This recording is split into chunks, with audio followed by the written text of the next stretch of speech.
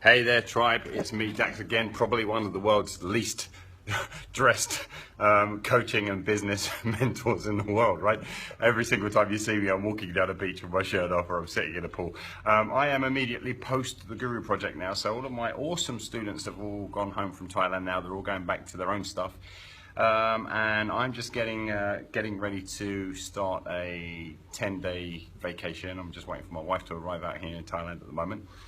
And as I normally do at the end of every Guru Project, at the end of every retreat, I kind of go through a bit of a debrief with myself about what worked well, what didn't work quite so well, stories I need to change, kind of teaching points I need to adapt and all that kind of stuff. And I was just going through the Guru Project Villa gets absolutely covered in these giant post-it notes, and kind of I'm already in the process of covering this one in them all again while I work through each post-it note point by point and just kind of check it for efficacy, kind of ask myself questions about how did that point go down while I was at Guru, what were the teaching takeaways and all of that kind of stuff, right?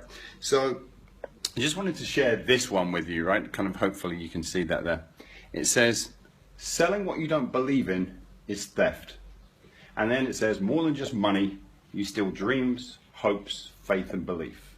So number one, do you believe? Why or why not? And then adjust your aim by reducing the size of the promise. So I just want to take a minute to talk you through that one. I think it's a really important concept that not enough people are talking about. See, we have a tendency to, if we've been, not that anybody, I don't believe kind of we're all like con men and con women out there and we're trying to do a bad job for people. But we've been taught a lot about, for want of a better expression, dressing up our offers. So that our offers come with like 1,000 bonuses. Our offers come with time sensitivity that isn't real, like we put in scarcity that isn't really scarce, right? As in, hey, do this by then, otherwise it's about to close down, and then the next day it's still there. I've done that a bit myself in the past, right? And I'm not above any of these things. I've been on a journey where I've been learning what is the best representation of me. But this is one of the ways in which I believe we generally tend to disconnect from our own products, we disconnect from our own services, because we start to create things that we don't 100% believe in, right? Maybe we don't 100% believe in ourselves and our ability to do a certain job, or maybe we don't believe in the system that we've created, or maybe we're creating promises that are way too big, or maybe we're creating kind of systems and promises that are way too small and we really want to be saying something else. Like, I'm currently saying this about getting shape and losing weight, but really what I want to be saying is this. And as soon as we get to the point where we don't really believe in what we're saying, when we're not 100% behind the words that are coming out of our mouth or being written down, we get to the point where we're not just stealing money, because it's, people aren't coming into our lives to say, hey, here's a lot of my cash, and I'd love to watch and observe you while you try and figure out whether you can get me a return on the investment. They're paying you the cash because hopefully you have more certainty than they do. So when you lack faith, when you lack belief in any part of your own program and your own offering, you're already coming from a weaker place, but not just a weaker place. I really strongly believe that we're stealing. Okay, I know that sounds harsh and it may make you think all nasty things of me, but just kind of hear me out, right? So we're not just stealing money. We're stealing the dreams of the other person, their hopes, their faith, their belief. But actually what we end up doing is we steal our own connection to our own work. And we stop showing up as people who are deeply passionate and deeply in love with what we do. I mean, if you think back to when you first became a coach, and you knew very little of marketing, but you just got your Boy Scout badges, and I say that kind of lovingly, right? You just got your coaching Boy Scout badges, you went out into the world and you said, yes, I can do this, and you were excited and you loved it. And then somewhere along the way you started to learn marketing, and as you started to learn marketing, gradually you put more and more of your emphasis into your marketing than you did into your coaching, because that's what the industry was telling you were supposed to do.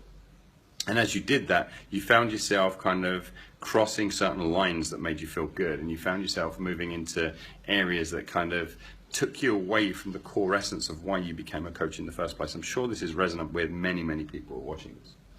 Well, so you don't just steal money and dreams and hopes and faith and belief of the other people, you steal it from yourself. And you bring more fear into the space, you bring more darkness into a space where you're supposed to be, if you will, bring in light. You as a coach are bringing enlightenment to other people. You're bringing clarity, direction, focus, strategy, and support. But now you end up in this place where actually, because you don't really believe in what you're saying, you don't show up nearly as powerfully, nearly as influentially, nearly as clear, nearly as focused. Okay, so you don't just steal it from other people; you steal it from yourself. So my question for you about the way that you've built your business, let's have a look at this. Do you believe, do you really believe in your product? Do you really believe in your service, and to what degree? What are the parts of your service that you don't believe in? And sometimes it's about the promise.